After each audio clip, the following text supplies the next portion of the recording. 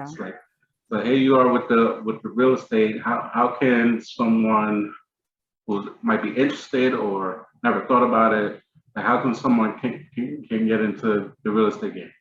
So for me, like I'm really full. I started rebranding the business model because I really wanted to niche it down even more. So at the beginning, I was doing classes to teach people how to buy real estate, right? Buy any kind of real estate. So if you want multifamily, Section 8 rentals, I was doing Airbnb for a little bit, like, through my private groups.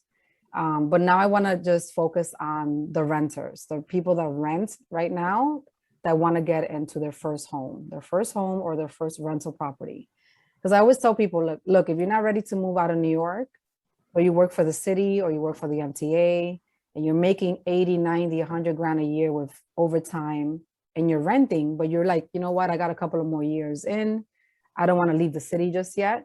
You can still invest in a rental, right? You can pay your rent in New York, put the money that you do have into a rental property or multifamily rental property, let's say somewhere within an hour or an hour and a half.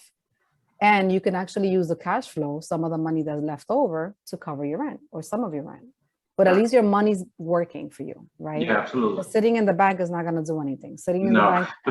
the bank is going to laugh at you and be like, here's 0.09%. Have that, where you can buy something and your tenants are paying your mortgage, you're getting an extra $500 a month that you can put towards your rent, or you can just invest it into something else.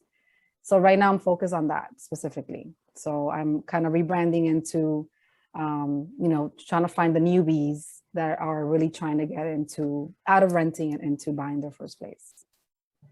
Wow, that's awesome that you do that. Now, like I've switched gears